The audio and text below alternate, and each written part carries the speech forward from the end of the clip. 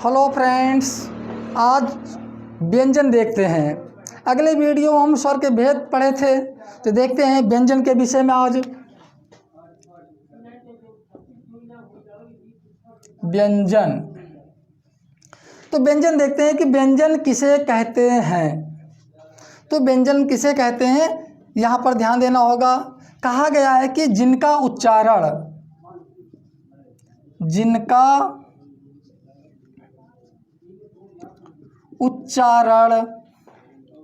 यहाँ पर बताकर जिनका उच्चारण या जिनके उच्चारण में, देखिएगा, जिनके उच्चारण में रुकावट या बाधा उत्पन्न होता है उसे व्यंजन कहते हैं। क्या कहते हैं? व्यंजन। जिनके उच्चारण में रुकावट या बाधा उत्पन्न होता है उसे व्यंजन कहते हैं। या दूसरे शब्दों में कह सकते हैं जिनका उच्चारण स्वरों की सहायता से होती है उसे हम व्यंजन कहते हैं। किसके सहायता से होती है? स्वर की सहायता से। जब स्वर की सहायता से बोला जाएगा तो उसे हम व्यंजन कहते हैं। तो अब यहाँ पर ध्यान देना होगा कि व्यंजन जो होता है क्या है, कावर से लेकर के प वर्ग, यंथस और ऊष्म में, ये सभी क्या है, ये सब व्यंजन हमारे हैं। तो अब हम देखते हैं कि हिंदी में, यहाँ पर अब देखते हैं कि हिंदी में व्यंजनों की संख्या कितनी है। हिंदी में व्यंजनों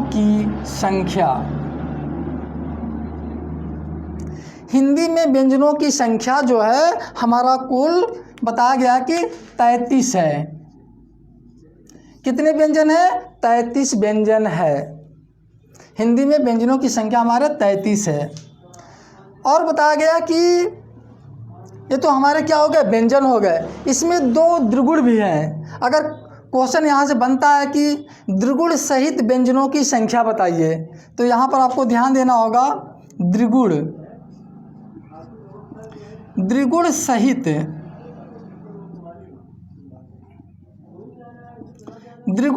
व्यंजनों की संख्या। द्विगुण सहित व्यंजनों की संख्या जब पूछा जाता है तो आपको जवाब देना होगा कितना हो जाएगा, 35। कितने हो जाएंगे? 35 हो जाएगा। इसलिए कि 2 द्विगुण होता है।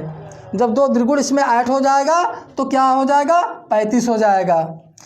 यहाँ से तीसरा जो सवाल पूछा जाता है या प्रश्न किया जाएगा कि द्विगुण रहित व्यंजनों की संख्या कितनी है, तो आपको ध्यान देना होगा द्विगुण रहित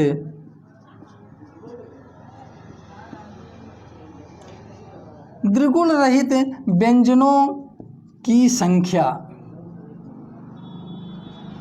तो आपको जवाब यहाँ देना होगा द्विगुण रहित व्यंजनों की संख्या, तब आपको 33 ही बताना होगा। कितना बताना होगा? 33 ही। इसलिए कि रहित मतलब कि ना होना, तो ना होना इसमें द्विगुण को काट दिया गया है। इसलिए आपको ध्यान देना होगा द्विगुण रहित व्यंजनों की संख्या 33 है और द्विगुण सहित व्यंजनों की संख्या 35 होता है। और हिंदी में व्यंजनों की संख्या जो हमारे हैं कुल कितने हैं? 33 हैं। तो कुल कितने व्यंजन हो गए हमारे? 33 हैं। और द्विगुण सहित जब जोड़ेंगे तो कुल मिलाकर के 35 व्यंजन हो जाएगा हमारा।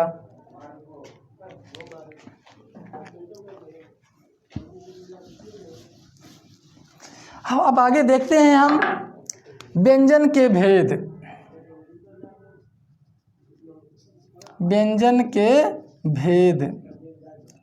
तो बताया गया कि यहाँ पर व्यंजन के भेद जो हैं, तो व्यंजन के भेद कितने हैं? तो व्यंजन के भेद जो है हमारे हैं, बताया गया 3 हैं। कितने हैं? 3 हैं। तो 3 कौन कौन से हैं, हम यहाँ पर देखते हैं। 3 जो हमारे व्यंजन के भेद जो हैं यहाँ पर, पहला जो हमारा है स्पर्श व्यंजन है, स्पर्श व्यंजन। दूसरा जो हमारा है अंतस्थ व्यंजन है, अंतस्थ व्यंजन है। तीसरा जो हमारा है वो है ऊष्म व्यंजन। क्या है, ऊष्म व्यंजन है। यही 3 भागों में बांटा गया है। व्यंजन के जो भेद हैं बताया गया है कि इन्हीं 3 भागों में इसे बांटा गया है। किसमें, स्पर्श व्यंजन, अंतस व्यंजन और ऊष्म व्यंजन में बांटा गया है।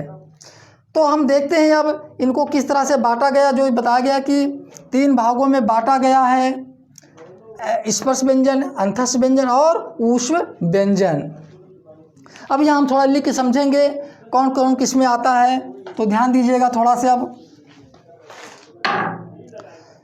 बताया गया कि जो का वर्ग से, बताया गया कि का वर्ग से लेकर के पा वर्ग तक को स्पर्श व्यंजन कहा गया। तो यहाँ देखते हैं, लिखते हैं का, खा, ग, घ, अंग, च, छ, ज, झ, ञ, ट, ठ, ड, ढ, अड़, त, थ, द, ध, न, प, फ, ब, भ, म। तो यहाँ आपको ध्यान देना होगा, का वर्ग से बताया गया कि का वर्ग से लेकर के पा वर्ग को बताया गया है स्पर्श व्यंजन कहा गया। क्या कहा गया है, का वर्ग से लेकर के पा वर्ग तक को बताया गया कि का वर्ग से लेकर के पा वर्ग को क्या कहा गया है, स्पर्श व्यंजन कहा गया है। यहाँ लिख सकते हैं हम स्पर्श व्यंजन। इन्हें बताया गया कि क्या कहा गया है, स्पर्श व्यंजन।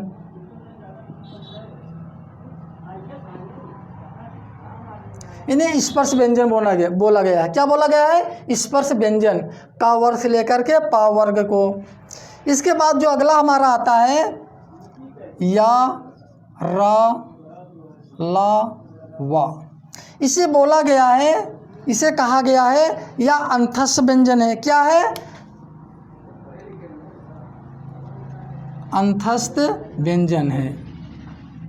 जो आपको एक भाग है, ये दूसरा है। तो बताया गया कि आपको स्पर्श व्यंजन में का वर्ग से लेकर के पा वर्ग तक है, और अंतस व्यंजन में या, रा, ला और वा आता है। जो तीसरा जो इस हमारा भाग है, जो बताया गया कि व्यंजन के 3 भेद हैं, पहला स्पर्श व्यंजन, दूसरा अंतस व्यंजन, तीसरा जो ऊष्म व्यंजन है, ऊष्म व्यंजन। ऊष्म व्यंजन, ऊष्म व्यंजन के अंतर्गत जो आता है ये हमारे क्या है, सा रहेगा, स और हा रहेगा। बताया गया कि यहाँ पर स और हा, ये तीनों जो है ये क्या है, ऊष्म व्यंजन है। क्या है, ये ऊष्म व्यंजन है। तो यहाँ पर आपको ध्यान देना होगा, ये व्यंजन के क्या है, भेद हो गए। इन्हीं बताया गया कि यहाँ पे जो स्पर्श व्यंजन है इनकी संख्या कितनी है, 25 है, और अंतस व्यंजन की संख्या कितनी है, 4 है, और ऊष्म व्यंजन की संख्या कितना है, ये 4 है। इन्हीं को टोटल मिला करके ये हमारे कुल व्यंजनों की संख्या कितना हो जाएगा, 33 हो जाएगा। जोड़ लीजिए, 4 4 8 8 5 13, 13 की 3 हो गया, 3 हो गया। यहाँ पे आपको ध्यान देना होगा, इनको जोड़ने पे कुल 33 व्यंजन हो गए हैं। तो यहाँ पर आपको ध्यान देना होगा, कुल व्यंजनों की संख्या 33 है। तो आपको इससे पहले मैं बताया था कि द्विगुण जो हमारे 2 द्विगुण थे, वो द्विगुण कौन कौन से बनते हैं। तो यहाँ पर ध्यान देते हैं, द्विगुण, जो द्विगुण हमारा है उसको बताया गया कि अड़ा और ढा को, किसको, अड़ा और ढा को बताया गया द्विगुण है। अड़ा और ढा, नीचे बिंदी रहेगा। तो अड़ा और ढा क्या है, द्विगुण है। तो दोनों द्विगुण है, तो इनको जब हम इसमें ऐड कर देंगे तो क्या हो जाएगा, तो कुल व्यंजनों की संख्या कितने हो गए, 35 हो गया। इस प्रकार से आपको ध्यान देना होगा, द्विगुण रहित और द्विगुण सहित। जब सहित पूछा जाएगा तो व्यंजनों की संख्या 35 होता है, और जब रहित पूछा जाएगा तो व्यंजनों की संख्या 33 हो जाएगा। तो यहाँ पर आपको विशेष ध्यान देना होगा, द्विगुण को उत्क्षिप्त भी कहते हैं। इसे क्या कहते हैं, द्विगुण को उत्क्षिप्त, आपको ध्यान देना होगा, उत्क्षिप्त व्यंजन भी कहते हैं। क्या कहते हैं, उत्क्षिप्त व्यंजन भी कहते हैं। राइट, इसलिए कहते हैं या उथला हुआ होता है, फेंका हुआ होता है, इसको बोलने से क्या होता है, झटका मारकर या ध्वनि निकलता है, इसीलिए इसे द्विगुण या उत्क्षिप्त व्यंजन कहते हैं।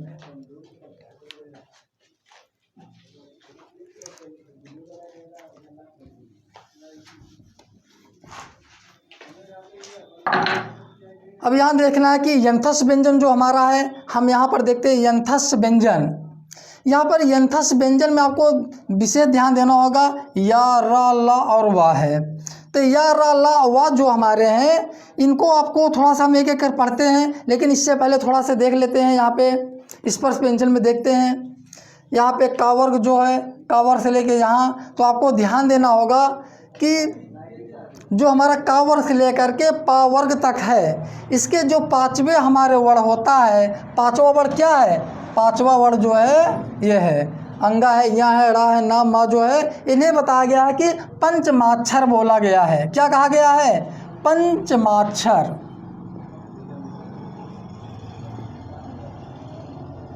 इन्हें पंचमाक्षर भी कहा गया है। तो का वर्ग से लेकर के पा वर्ग के पांचवें वर्ण को क्या कहा गया है, पंचमाक्षर कहा गया है। और विषय थोड़ा सा ध्यान देना होगा, का वर्ग, यही का वर्ग बताया गया कि का वर्ग से लेकर के पा वर्ग को यहाँ पर स्वर व्यंजन और इसे वर्गीय व्यंजन भी कहा गया है। क्या कहा गया है, वर्गीय व्यंजन। इसी को बताया गया कि किसे बोला गया है कि वर्गीय व्यंजन, वर्गीय व्यंजन भी कहा गया है। क्या कहा गया है, वर्गीय व्यंजन। का वर्ग से पा वर्ग को वर्गीय व्यंजन भी कहा गया है। अब यहाँ आते हैं, देखते हैं यंथस व्यंजन को। यंथस व्यंजन में आपको ध्यान देना होगा, या, रा और ला, वा है जो, इसमें थोड़ा सा हम देखते हैं या और वा को। यहाँ पर आपको थोड़ा विशेष ध्यान देना होगा। यहाँ पर या और वा, या, वा को बताया गया कि इन्हें अर्ध स्वर भी कहा जाता है। क्या कहा जाता है, अर्ध स्वर, अर्ध स्वर। इन्हें अर्ध स्वर भी कहा गया है। किसे कहा गया है, या और वा को अर्ध स्वर भी कहा जाता है। स्पष्ट हो गया, या, वा को बताया गया कि अर्ध स्वर भी कहा जाता है। इसके बाद हम देखते हैं बचा हमारा क्या है, रा और ला बचे हुए हैं। रा और ला, रा और ला को यहाँ पर देखते हैं। रा को बताया गया है, रा को लुंठित भी कहते हैं। क्या कहते हैं, लुंठित। इसे रा को बताया गया है कि लुंठित कहते हैं। रा को लुंठित कहते हैं। और क्या कहते हैं, इन्हें प्रकंपित भी कहते हैं। रा को लुंठित और प्रकंपित कहते हैं। प्रकंपित भी कहते हैं, लुंठित और प्रकंपित, लुंठित और प्रकंपित भी कहते हैं। किसे कहा गया है, रा को कहा गया है। तो यहाँ से कभी कोई क्वेश्चन बनता है, लुंठित किसे कहते हैं, तो आपको जवाब देना होगा रा को लुंठित कहते हैं। या पूछा जाएगा कभी कभी प्रकंपित किसे कहते हैं, तो प्रकंपित भी आपको रा को कहा जाता है। कभी कभी एग्जाम में पूछ लिया जाता है कि अर्धस्वर किसे कहते हैं, तो आपको अर्धस्वर जब पूछा जाएगा तो आपको ध्यान देना होगा या और वा को अर्धस्वर कहा गया है। क्या कहा गया है, अर्धस्वर कहा गया है। अब यहाँ पर ला की बात करते हैं। ला को पार्श्विक कहा गया है। क्या कहा गया है, पार्श्विक।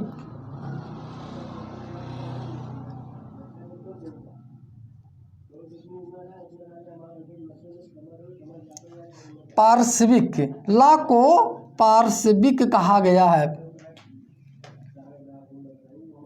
ला को पार्श्विक भी कहा गया है। तो आपको ध्यान देना होगा, ला को क्या कहा गया है, पार्श्विक कहा गया है। यहाँ से सवाल उठता है कि पार्श्विक किसे कहते हैं, तो पार्श्विक आपको ध्यान देना, ला को पार्श्विक कहते हैं। या और वा को अर्धस्वर कहते हैं, रा को लुंठित या प्रकंपित कहते हैं, ला को पार्श्वी कहते हैं।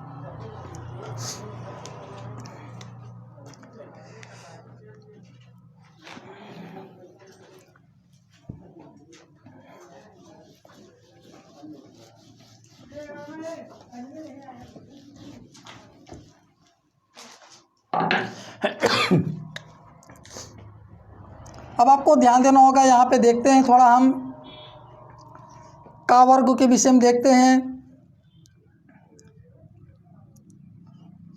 का वर्ग, का वर्ग, का वर्ग के अंतर्गत जो है क्या आएगा, आपको ध्यान देना। का वर्ग, का वर्ग को बताया गया है कि इन्हें कंठ ध्वनि भी कहते हैं। क्या कहते हैं? कंठ ध्वनि। का वर्ग को बताया गया है कि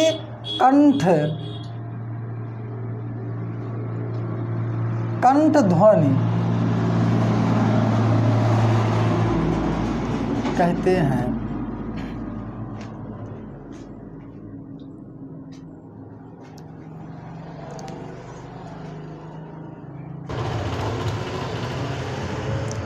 का वर्ग को कंठ ध्वनि कहते हैं। क्या कहते हैं?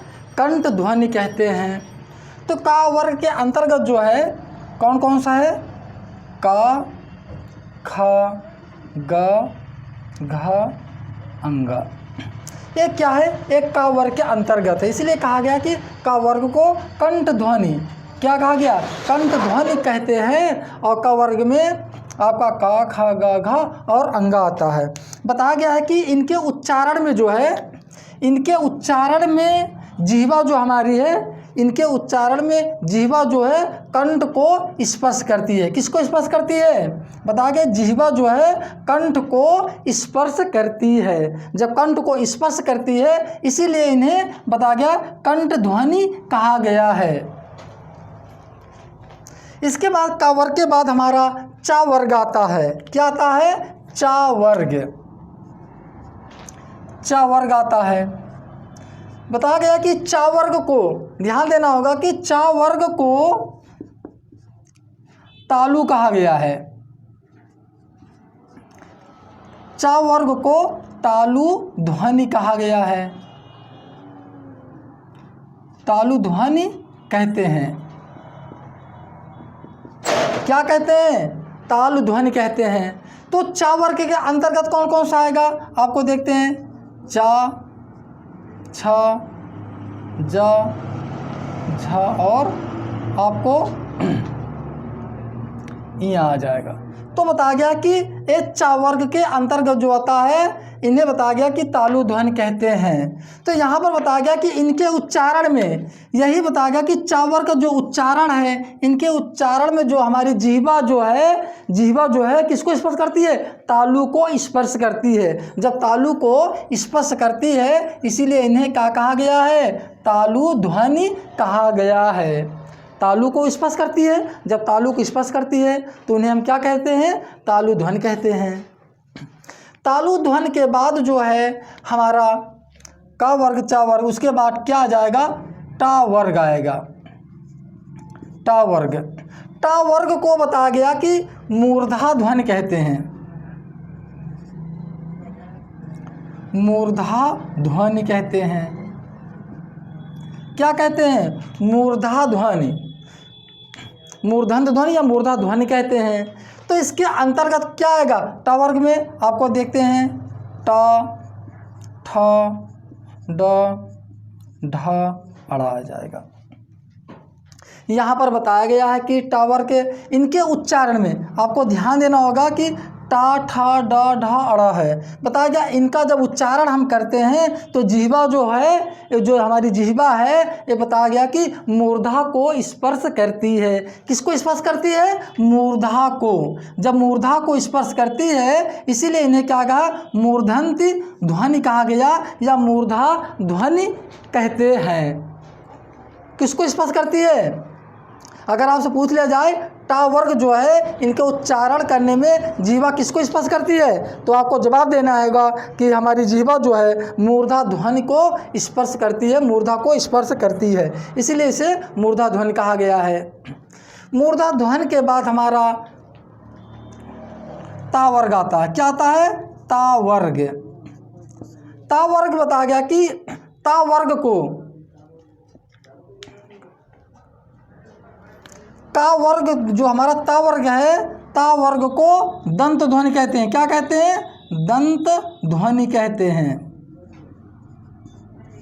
तो आपको ध्यान देना होगा, ता वर्ग को दंत ध्वनि कहते हैं। क्या कहते हैं? दंत ध्वनि कहते हैं। जब इन्हें दंत ध्वनि कहते हैं इसलिए दंत ध्वनि कहा गया है इन्हें कि जैसे कि ता वर्ग के अंदर कौन आएगा? ता आएगा, थ, द, ध और न आएगा। तो बताया गया कि ता, थ, द, ध, न।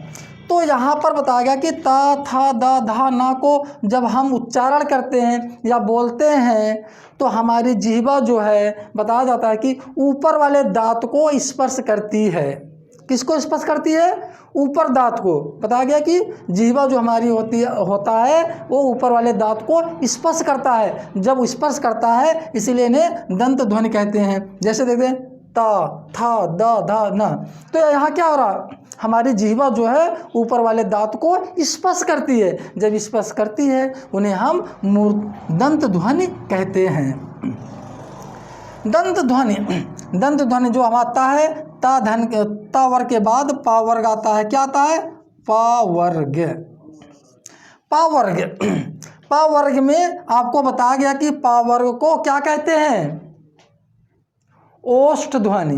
पा वर्ग को बताया गया कि यहाँ पर ओष्ठ ध्वनि कहते हैं। क्या कहते हैं? ओष्ठ ध्वनि कहते हैं। पा वर्ग को ओष्ठ ध्वनि कहते हैं। तो पा वर्ग के अंतर्गत क्या आएगा? प, फ, ब, भ और म आता है। अब यहाँ पर देखते हैं प, फ, ब, भ, म। तो यहाँ पर तो बताया गया कि इनका उच्चारण, जब हम इनका उच्चारण करते हैं तो हमारा दोनों ओठ क्या होता है? दोनों ओठ स्पर्श करता है। जब दोनों ओठ स्पर्श करता है इसीलिए इन्हें क्या कहते हैं? ओष्ठ ध्वनि कहते हैं। क्या कहते हैं? और इसीलिए कहा गया कि इनके उच्चारण करने से जीव यहाँ पर क्या हो रहा? दोनों ओठ, जब दोनों ओठ क्या हो रहे हैं? स्पर्श करते हैं, स्पर्श हो रहे हैं। जब स्पर्श हो रहे हैं इसीलिए इन्हें कहा गया ओष्ठ ध्वनि कहा गया है। यहाँ पर दोनों ओठ क्या हो रहे हैं? जैसे बोलिए प, फ, ब, भ, म। तो यहाँ पर क्या? इनके बोलने से, इनका उच्चारण करने पर हमारे दोनों ओठ जो हैं बताया गया कि ओठ को, दोनों ओठ को स्पर्श करती है। जब स्पर्श करती है इन्हें ओष्ठ ध्वनि कहा गया है। तो अब यहाँ से कई प्रश्न बनते हैं, कभी कभी क्वेश्चन पूछ लिया जाता है, का वर्ग को क्या कहते हैं? का वर्ग को क्या कहते हैं? या चा वर्ग को क्या कहते हैं? टा वर्ग को क्या कहते हैं? या ता वर्ग को क्या कहते हैं? या पा वर्ग को? आपको ध्यान देना होगा। का वर्ग को क्या कहते हैं? तो आपको जवाब देना है कंठ ध्वनि कहते हैं। चा वर्ग को तालु ध्वनि कहते हैं। टा वर्ग को मूर्धा कहते हैं। ता वर्ग को दंत ध्वनि कहते हैं। पा वर्ग को ओष्ठ ध्वनि कहते हैं। क्या कहते हैं? ओष्ठ ध्वनि कहते हैं।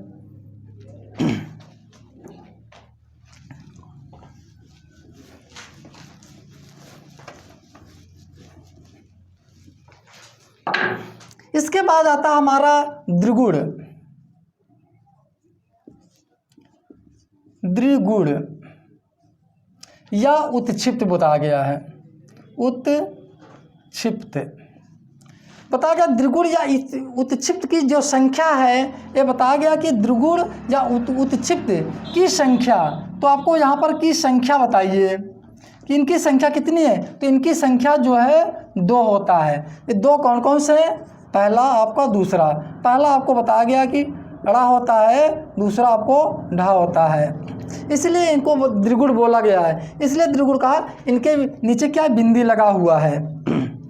तो यहाँ पर इनका शाब्दिक द्विगुण या उत्क्षिप्त का शाब्दिक अर्थ बताया गया है कि इनका शाब्दिक अर्थ होता है उथला हुआ। क्या होता है? उथला हुआ या फेंका हुआ। इनका शाब्दिक अर्थ बताया गया है उथला हुआ। क्या बताया गया है? ये दोनों का शाब्दिक अर्थ बताया गया उथला हुआ। उथला, उथला या फेंका हुआ। उथला या फेंका हुआ है।